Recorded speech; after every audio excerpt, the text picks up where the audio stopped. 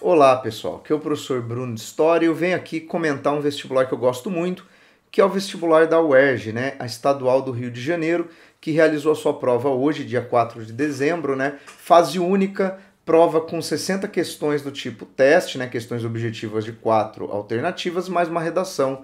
Né, esse vai ser o único instrumento de ingresso agora para o vestibular 2023. Pessoal, prova muito legal, eu sempre gosto da prova da UERJ, porque assim, eu acho que é uma prova que sabe colocar bem questões que remetem a temas atuais da historiografia, usar imagens, usa textos longos, né, mas sempre de forma muito interessante, muito bem feita a prova. E esse ano, de novo, uma prova belíssima, tá? Uma prova que tem 7 questões. O link para o caderno de provas e para o gabarito oficial, né? A UERJ, assim como a Unesp aqui em São Paulo, divulga já o caderno de questões junto com o gabarito no mesmo dia da prova. Tá aqui na descrição, né? Você vai lá para o site da UERJ e baixa para ver a prova inteira, né? Mas aqui a ideia é comentar passo a passo as questões para você entender esse gabarito, né? E também para você que está estudando, né? Está vendo esse vídeo no futuro para se preparar para outras provas da UERJ, entender como é que é o modelo da prova, né?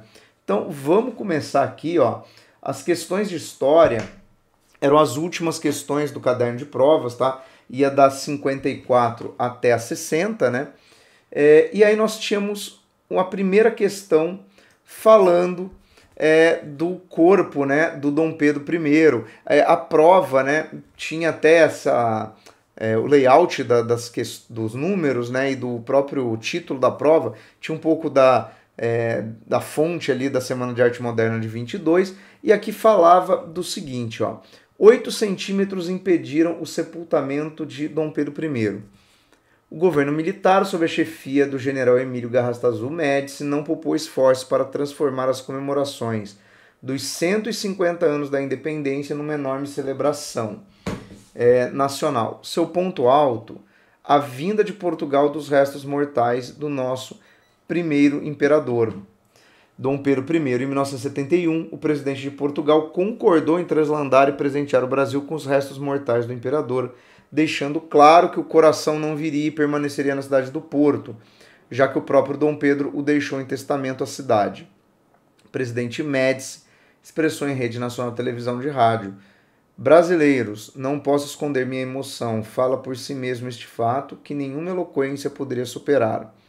No ano em que celebramos o sesquicentenário de nossa independência, regressará ao Brasil o corpo daquele que, em 7 de setembro, às margens do Ipiranga, com a bravura, o arrobo e a paixão que eram marca de sua personalidade, proclamou livres essas terras. Mas, quase como uma anedota, o caixão feito em Portugal não coube no lugar onde deveria ser colocado, na Capela Imperial no Ipiranga. Apenas 4 anos depois do sesquicentenário da independência, o sarcófago de Dom Pedro I foi devidamente disposto no mausoléu para ele construído. Tá? Então aqui é uma matéria da Liz Batista, adaptado do acervo do Estadão, né, em 2013. Bom, esse ano tivemos aí a questão, né, do coração do Dom Pedro II, que inclusive é o tema do segundo texto. O corpo dele veio em 71, né, 72 na verdade, né, os 150 anos da independência, e aí foi feito, né, essa cerimônia e tal. É muito comum, inclusive, né, esse apego, né, dos governos militares a essa coisa bem positivista, né, da figura do imperador e tal. Esse certo monarquismo, né, que ao mesmo tempo a gente vê pessoas que têm aí uma certa admiração pelo governo militar e pelo monarquismo. Vamos ver aqui o segundo texto. Ó. Conserva de imperador. Né? O governo brasileiro requereu a Portugal que, no âmbito das comemorações dos 200 anos da independência, enviasse para o Brasil o coração de Dom Pedro, guardado numa igreja na cidade do Porto. O pedido tem o seu quê de bizarro. Imagino que a miudeza real vá ser exposta e contemplada no Brasil. O que me parece sinceramente ficar aquém da data. Uma celebração competente do bicentenário da independência deveria incluir, além do coração de Dom Pedro, um rim de José Bonifácio, o pâncreas de Thomas Concharne, o fígado de Cipriano Barata e talvez dar um toque de ironia à cerimônia, um dente de Tiradentes. Creio que com este rodízio de vísceras ficaria a efeméride mais bem assinalada. Ricardo Araújo Pereira, texto da Folha. Né? Bom, aqui, primeira coisa, né? O primeiro texto coloca aí a independência toda na conta, né, do Dom Pedro I. Já o segundo chama atenção para esses outros personagens ali importantes, né, do contexto, né, da independência. Então vamos ver aqui qual é a alternativa, né, correta. Os textos apresentam ações governamentais associadas ao sesquicentenário da independência em 72 e a seu bicentenário em 2022. Um aspecto comum dessas ações governamentais é associar tudo a essas grandes figuras históricas, né? Então vamos lá. Culto ufanista de protagonistas oficiais, esse nacionalismo ufanista, ok? Enaltecimento patriótico da unidade lusa, não, porque nós não estamos enaltecendo Portugal, estamos enaltecendo o Brasil, então não pode ser luso. Reparação histórica de heranças europeias, mas não há nenhum elemento reparador aqui, né? Reabilitação contemporânea da continuidade monárquica, também não, né? Então, embora tenha bastante monarquistas, né, eufóricos com essas homenagens, mas não é isso, né? Então aqui a alternativa A, né, esse culto a vultos históricos, né, a esses personagens, que acaba sendo aqui o tema, né, dessas duas celebrações, né? O lance do coração do Dom Pedro II, realmente muito estranho, né? É feio, inclusive, né? E outra, né? Você não pode ficar exibindo ele, porque ele, né, do jeito como ele é acondicionado, ele na verdade fica dentro de uma esfera de vidro, dentro de um outro recipiente, até para ser preservado, né? Então, um dado aí um pouco exótico, né? Queriam inclusive juntar o coração com o corpo, uma coisa que ficaram falando que era uma certa necromancia, né? Então, um fenômeno bem estranho. Mas aqui, 54, alternativa A, né? Pessoas, aqui na sequência, ó, questão 55, vai falar da personagem de Teresa de Benguela, né? Teresa de Benguela é um dos nomes esquecidos pela historiografia nacional. Nos últimos anos passou a ser mais reconhecida na busca de multiplicar as narrativas que revelam a formação sociopolítica brasileira. Teresa, que viveu no século XVIII, pode ter nascido no continente africano ou no Brasil. Ela chefiou o quilombo do Cariterê, que se localizava na atual fronteira de Mato Grosso e Bolívia. O quilombo resistiu até 1770, quando foi destruído. Em homenagem a Teresa de Benguela, o dia 25 de julho é oficialmente no Brasil o Dia Nacional de Teresa de Benguela e da Mulher Negra. Olha que interessante, né? A primeira questão fala da exaltação de uma figura historicamente oficial, né? Exaltada ali pelo governo. Aí na questão 55, a UERJ já chama atenção para a valorização de personagens históricos que até recentemente eram pouquíssimo mencionados, né? Então olha que contraponto interessante aqui, né? Você vê como a prova tem uma coerência, né, no que se propõe. O reconhecimento de Teresa de Benguela, né, uma mulher que liderou um quilombo, e a celebração do dia 25 de julho indicam uma mudança com o intuito de multiplicar narrativas sobre a formação social brasileira. Essa mudança tem como objetivo, então, quer dizer, acrescentar ali novos personagens, né? Aqui ela fala até, ó, no texto, multiplicar narrativas, né? E aí isso novamente colocado aqui, né? Multiplicação de narrativas. E aí você tem, ó, naturalizar a inclusão de personagens marginais. Mas aí que tá, justamente tirar esses personagens da marginalidade, né? Garantir a homogeneização de hierarquias étnicas. Não, ninguém quer fazer isso. Ninguém pressupõe um Brasil completamente negro, né? Do mesmo jeito que quando se pressupôs um Brasil completamente branco, isso era um absurdo. Promover a reparação de dívidas estruturais. Muita gente pode marcar essa, acho uma questão aqui que pode causar uma questão até de controvérsia, mas, pessoal, dívidas estruturais, aí você aqui você está falando de uma narrativa de um personagem histórico, mas você não está reparando nada na sociedade, se você parar para pensar. Tá? Você não está fazendo nenhum tipo de ação que visa reparar algum tipo de dano coletivo, né, a um grupo. Então, a ideia é a valorização de vários protagonistas da história do Brasil, por isso que é a alternativa D. Então, né, porque dialoga inclusive com esse termo que é usado no texto e no enunciado. Então aqui a questão 55, né? Isso de tirar o foco só desses personagens, né? Tipo Tiradentes, Dom Pedro, Princesa Isabel, né? Então pegar aí personagens de múltiplos setores da sociedade, tanto étnicos, né, como de recorte social. Então, né, dialoga bem com a questão anterior, inclusive. Então 55D. A 56 tem uma charge, né? A UERJ é muito habilidosa no uso de imagem, né? Então tem aqui uma charge do Laerte, que saiu no UOL em 2017, A Brisa da Modernidade Trabalhista, né? E aí, né, os executivos aqui, né? E aí o contraste, né? A modernidade trabalhista, né? O pessoal ali remando que nem escravo, né? Que é justamente essa dualidade que se tem hoje, né?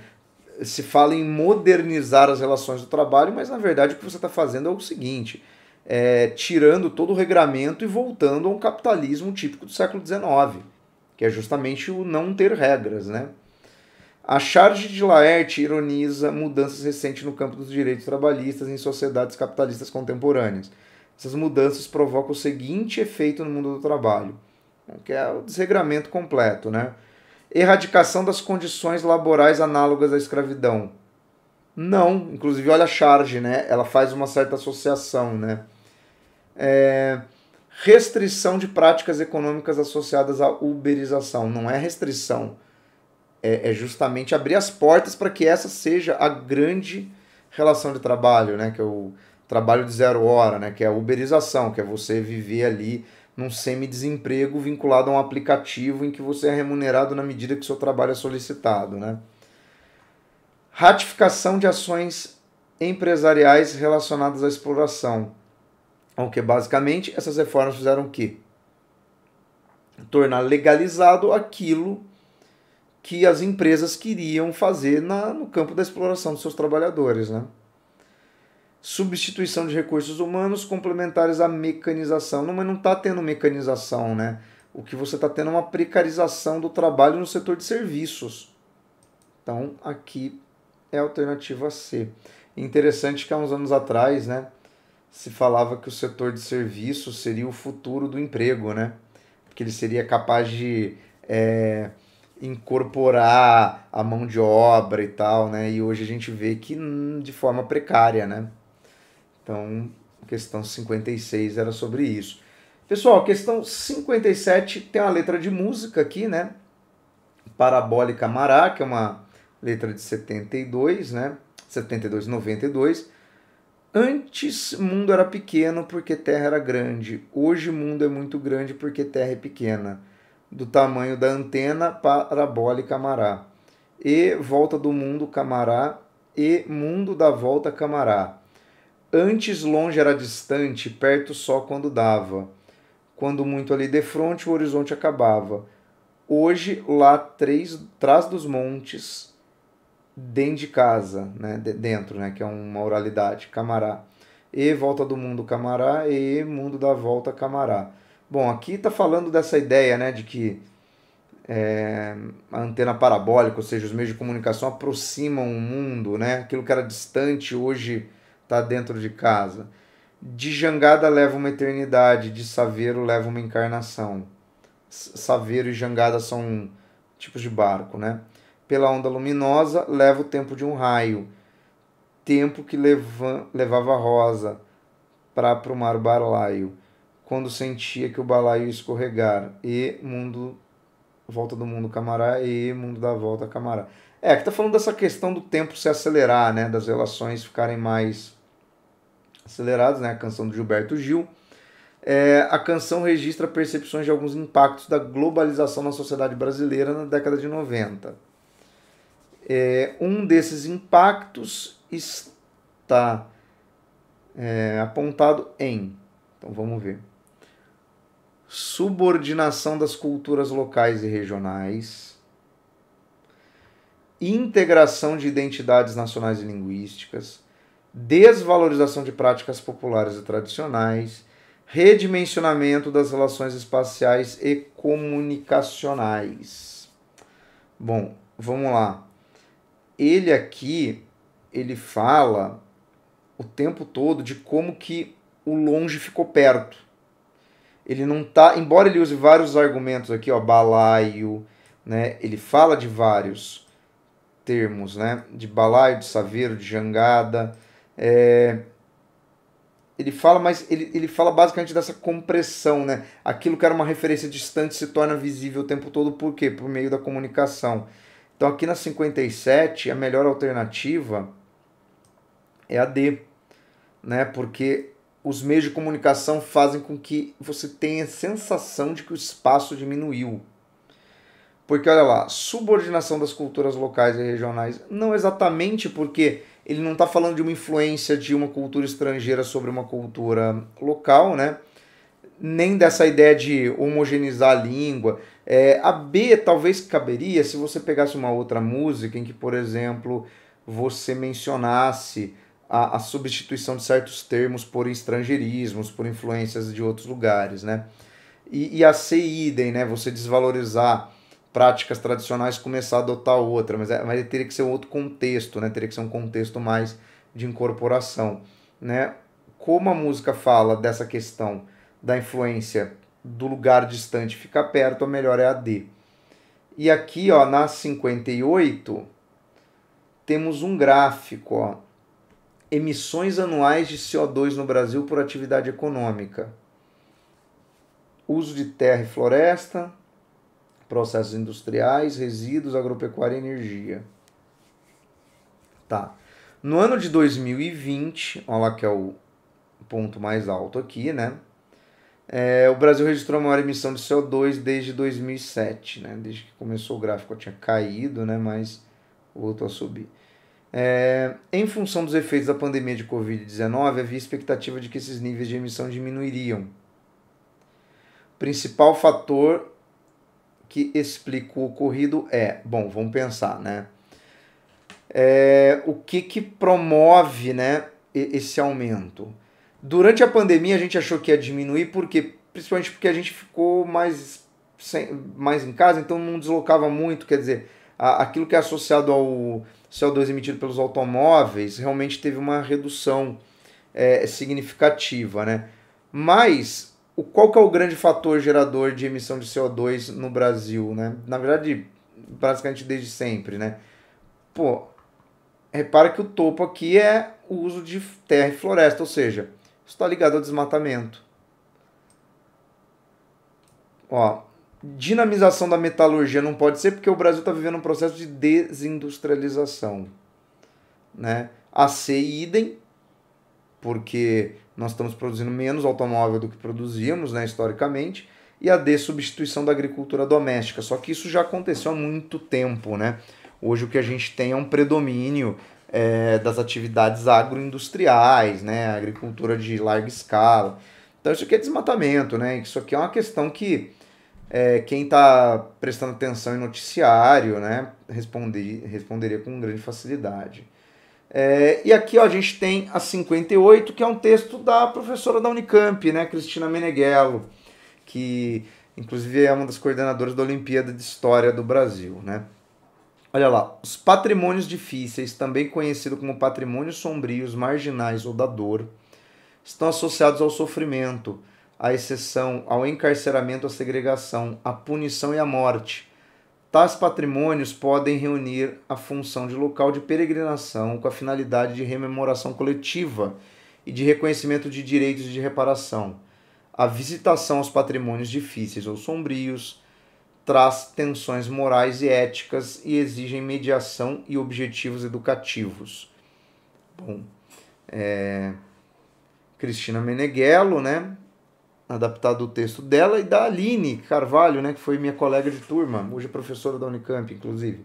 Dicionário temático de patrimônio, debates contemporâneos. Olha só, né? O bem cultural que se enquadra nesse conceito de patrimônio difícil, né, explicitado no texto é... Bom, pessoas, vamos lá, né? Qual deles é um lugar que rememora-se dor, sofrimento, morte, destruição, né? Memorial da Paz em Hiroshima, Museu Real da África Central na Bélgica, Memorial da América Latina em São Paulo ou Museu Nacional da Imigração em Nova York. Bom, aqui é o Memorial de Hiroshima, né? Por quê? Porque ele é construído em torno, né, dos escombros da detonação da bomba atômica. O Museu Real da África Central na Bélgica é um museu que mostra artefatos trazidos para a Bélgica pelo colonialismo. Ali você não é um espaço de repensar a violência colonial, ali é um espaço de celebração, né, da diversidade arqueológica, étnica, mas é um lugar de apologia, quase ao imperialismo. Memorial da América Latina em São Paulo é um espaço cultural, não tem essa questão da dor, né? E o Museu da Imigração em Nova York também é uma celebração, né, dessa questão da vinda, do acolhimento do imigrante, da memória das famílias. Não é um lugar que você vai lá para refletir sobre dor e sofrimento. Que outro lugar poderia ser mencionado aqui? Visitar Auschwitz, né, o Memorial do Holocausto, né, esse tipo de lugar, né? Quando você vai a patrimônios históricos, por exemplo, que são presídios, quando você vai lá em São Paulo que tem, né, o museu da ditadura lá onde era o DOPS, quando você vai nesses lugares, sim, né, é esse patrimônio sombrio, mas aqui das questões das alternativas é a alternativa A. E aqui a última questão, uma questão muito legal, né, que dialoga com a história do Rio de Janeiro, né, quando Carlos Lacerda assumiu a função de primeiro governador do estado da Guanabara em 1960, as favelas estavam em expansão na cidade. Durante seu governo, iniciou-se a política de remoção, ou seja, o processo de transferência de algumas favelas para lugares distantes, o que gerou muito descontentamento e protestos. O Rio de Janeiro tem historicamente essa questão da remoção das favelas, dos cortiços, né? Que os cortiços seriam uma questão ali do final do século XIX e primeiras décadas do século XX. A remoção de favelas já é algo mesmo do século XX, principalmente da segunda metade, né? Surgiram conjuntos habitacionais como Cidade de Deus, em Jacarepaguá, Vila Kennedy, em Senador Camará, Vila Aliança, em Bangu, Vila Esperança, em Vigário Geral, compostos de pequenas unidades padronizadas, servidas por transportes públicos insuficientes e distantes dos empregos da maioria. Bom, quem já assistiu Cidade de Deus, né? O contexto da criação de Cidade de Deus é justamente esse aqui. É um conjunto habitacional com casas e prédios. São Paulo é a Coab, né? É basicamente a mesma ideia, né?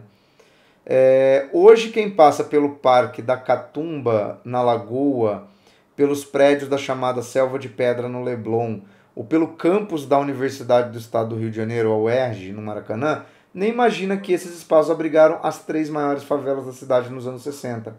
Catacumba, Praia do Pinto e Esqueleto, respectivamente. Ou seja, essa fotografia que é da favela do Esqueleto é o lugar onde hoje é a UERJ. Olha só, né? E o Leblon, que é um dos bairros, né, mais caros do Brasil, né, para se morar, né, é onde ficava